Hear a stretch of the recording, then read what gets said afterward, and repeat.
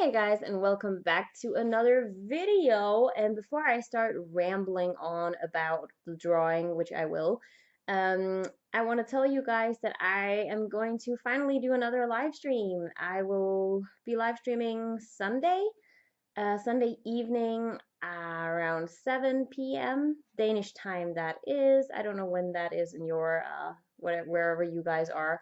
But I will put a countdown up on my channel. I think I can do that. Like if I plan my live stream. Yeah, I think I can do that. So yeah, if you are free Sunday evening or whatever time that is for you guys in the day, feel free to stop by. Anyway, now let's talk about the drawing and talk about, first of all, how me and my computer are not on very good terms right now because I was super proud of myself when I started this drawing because I actually remembered to record the sketching and everything, and I was sketching and then I started coloring, and when I just when I started coloring, my computer did like a weird little glitch thing, and I don't know what happened, but when I looked up, the camera had stopped recording, and the recording that it had just done wasn't saved anywhere. I can't find that recording anywhere on my computer. So I am pretty peeved that I lost all of that footage. It's about 1.5 hours of footage that's just gone. Um, so yeah, I kind of hate you right now, computer. Take it personally, please. Um, anyway, today you are getting a realism piece. It's not the one that I was supposed to draw for you guys last week. I kind of put that one on the back burner since I just didn't really feel like working on it. I kind of, yeah, lost interest. Um, so I started drawing this instead. I found this absolutely gorgeous dog on Instagram. His name is King, and he lives with another Doberman. At least I think he does. At least they share the same account, King. And then there is Karma. She's the female dog. I'll probably draw her on a later date. Um, anyway, I'm so happy I'm using Instagram finally, because you find the best things there. But anyway, I found these two dogs. I thought they were gorgeous, so I asked the owner if they'd be cool with me drawing them, and they gave me green light, and so here we are. And I'm drawing King first because I love his colors, like that beautiful soft brown color. Oh, he's so gorgeous. Um, anyway, so I felt like drawing him. I wanted to practice some more with my pastels, drawing in color, drawing realism in color, and drawing with the pastels, and especially on this paper is still pretty new to me. I haven't done a lot of it. I have very few drawings of on my channel where I work in the pastels, and uh, just about every time I've worked in pastels is recorded. So yeah, that's I really haven't worked a lot with them. Um, so I'm trying new things. I'm just experimenting still. I'm trying to figure out exactly what I want to do with my realism because I've been very unhappy with it. Uh, Normally, when I draw realism, I would draw with graphite or charcoal, and I do like a hyper realism piece where I really go into all the, little mini details and really, I just get it super detailed, and that looks great. And I have mad respect for people that do that. Photorealism, it's amazing. Hyperrealism or whatever you want to call it, where it's just perfect down to every last detail. But I kind of want to go in a different direction. I still want a realistic look, but I want a softer look and a more artistic look, if that's the right word. I don't know if it is, but I don't know how else to try and explain it. Um, and I don't really know how to achieve that. So to try and, well, I have to practice, and to kind of teach myself how to do this, I look to other artists for inspiration. And so I have been looking to one artist in particular, and oh God, I believe her YouTube name is Bokkei. I don't know if I'm saying that right, but she's an amazing artist. She does a lot of realism, kind of realism-esque portraits. I absolutely love them, and I will link her channel in the description so you guys can go check her out because she is fantastic. Like she does this whole realism portrait like 1,000 times better than I do. So she's amazing. Um, so I'm very much looking to her for inspiration of how to do this, and yeah. So if she ever sees this video, thank you for being you and doing what you do.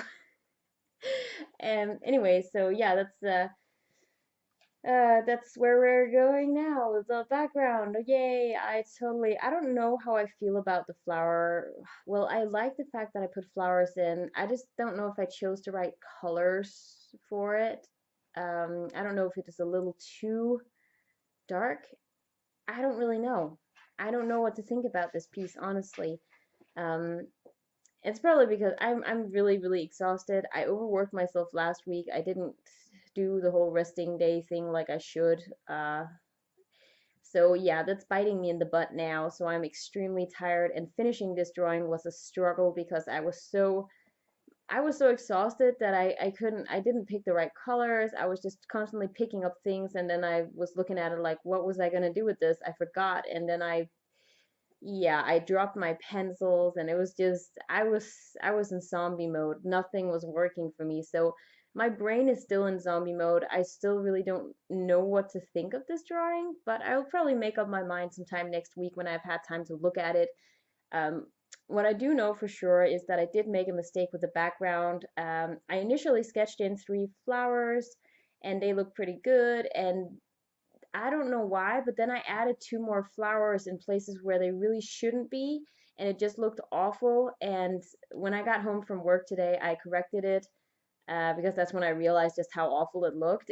And so you guys unfortunately don't get to see, well, you get to see the final drawing, but yeah, you don't get to see me correct that mistake because I didn't think to record it because once again, I'm zombie today.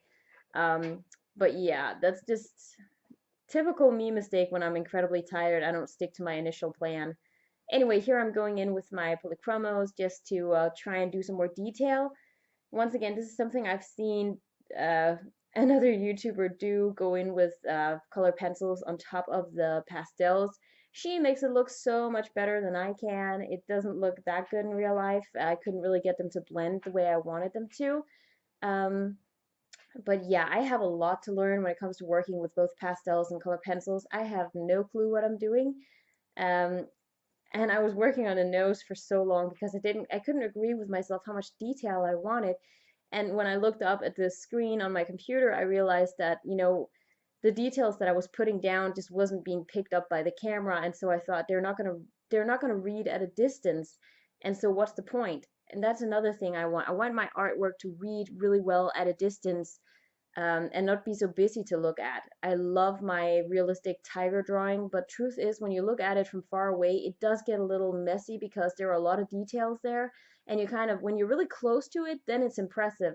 But, if you're far away, it's just not the same. And with this drawing, I think it's the opposite. There aren't that many details. Well, there are details, but it's not as much as I would usually do, and it reads pretty well at a distance, I think.